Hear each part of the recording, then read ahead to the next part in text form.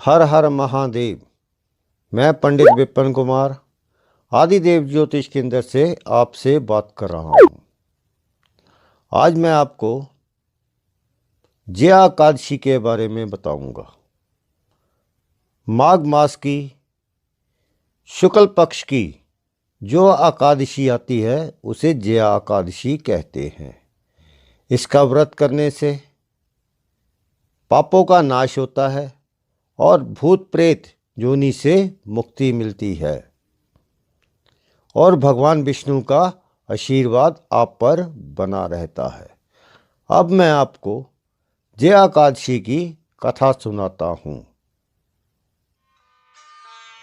जया एकादशी की व्रत कथा प्राचीन समय की बात है। स्वर्गलोक में देवराज इंद्र राज्य करते थे। देवगण परिजात वृक्षों से भरे हुए नंदनवन में अप्सरा के साथ विहार कर रहे थे। विहार करते हुए बड़े हर्ष के साथ नृत्य का आयोजन किया। इसमें गंधर्व गान कर रहे थे, जिसमें पुष्पदंत, चित्रसेन तथा उसका पुत्र ये तीन प्रधान थे। चित्रसेन की स्त्री का नाम मालिनी था। मालिनी से एक कन्या उत्पन्न हुई जो पुष्पवंती के नाम से प्रसिद्ध थी। पुष्पदंत गंधर्व का एक पुत्र था जिसको लोग माल्यवान कहते थे। गंधर्व कन्या पुष्पवती ने इंद्र की संगीत सभा में माल्यवान को देखा। अपने हाव भाव से पुष्पवती ने माल्यवान को आकर्षित करने की चेष्टा की। माल्यवान पुष्पवती के रूप पे मोहित हो गया और गायन के सुर ताल भूल गया। संगीत की लय टूट गई। संगीत प्रेमियों को ये सब बहुत बुरा लगा।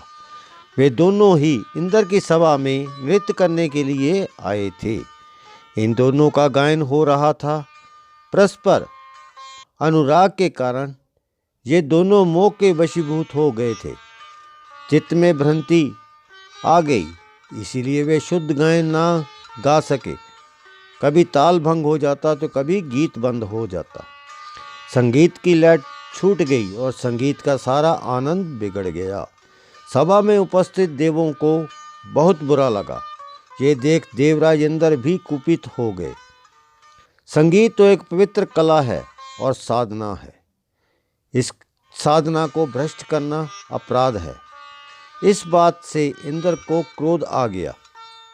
अपना अपमान समझने से इंद्र ने पुष्पवती और माल्यवान को श्राप दे दिया और कहा, मूर्खों, तुम दोनों को धिक्कार है। तुम लोग पतित हो क्योंकि तुमने अब मेरी आज्ञा भंग की है।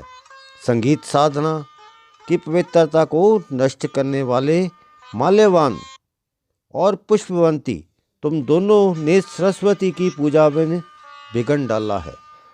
अनंत तुम्हें अब मृत्युलोक में जाना होगा। तुमने गुरुजनों की सभा में संयम से रहने के नियम को तोड़ा है और लज्जाजनक प्रदर्शन करके गुरुजनों का भी अपमान किया है। इसीलिए अब तुम्हें देवलोक का निवास नहीं मिल पाएगा। तुम दोनों अधम पिशाच जैसी जीवन बिताओगे। इंद्र के इस प्रकार शाप देने से ये दोनों के मन में बड़ा दुख हुआ।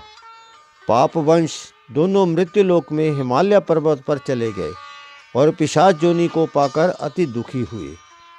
अब वे बिहड़ वनों में भद्दी सूरतें लिए और भक्ष्य करते जीवन बिता रहे थे। हिमालय के शीतल प्रदेश की कंदराओं में इनका जीवन कष्टमय था। दोनों पश्चाताप की अग्नि में जल रहे थे। अपनों से बिछड़ने का इन्हें बड़ा दुख था। देवयोग से एक बार माघ मास के शुक्ल पक्ष की जया एकादशी के दिन दोनों ने निराशा ने घेर लिया, जिस कारण सवेरे से ही जलपान तक नहीं किया और पाप कर्म भी नहीं किया। वे प्रभु का ध्यान कर अपनी गलतियों की क्षमा मांगने लगे। कुछ फल पाकर दिन भर वे शुद्ध हृदय से प्रभु का ध्यान करते रहे। सायंकाल पीपल के वृक्ष के नीचे बैठ गए। और समाधिस्थ हो गए। रात्रि को भी इन्हें ईश्वर का ध्यान बना रहा। सारी रात्रि इन्होंने जाग कर बिता दी। श्री कृष्ण बोले, हे राजन, संयोग से ये तिथि जया आकाशी व्रत की थी। दिन में व्रत, रात्रि में ईश्वर का ध्यान और जागरण इनके पुण्य का कारण बना। इनका ये जया आकाशी व्रत हो गया। वस्तुतः जया आकाशी को दिन में व्रत और रात्रि में जागरण करने से दूसरे दिन होते ही व्रत के प्रताप से और भगवान विष्णु की शक्ति से इनकी पिशाच योनि नष्ट हो गई। इन्हें पुनः सुंदर गंधर्व और अप्सरा की अपनी देह मिल गई।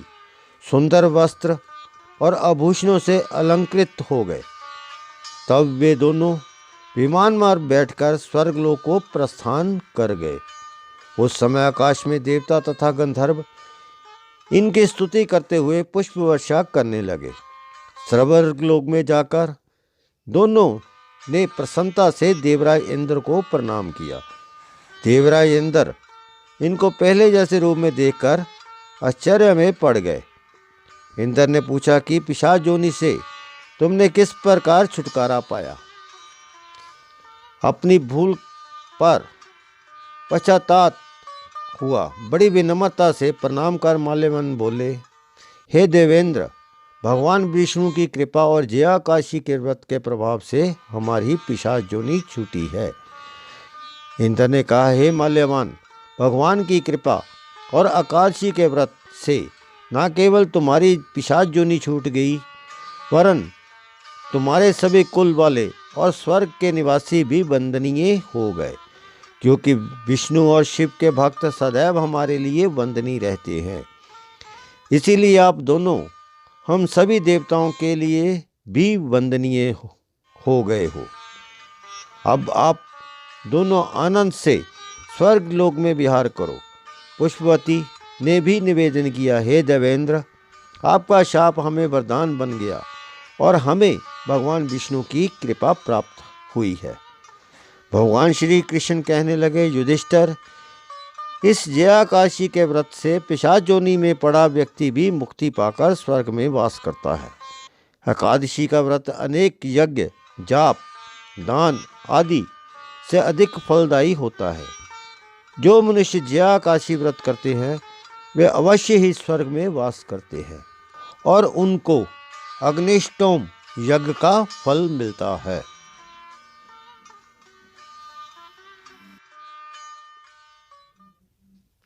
अगर आपको मेरा ये वीडियो अच्छा लगे, लाइक एंड शेयर करें, मेरे चैनल को सब्सक्राइब करें।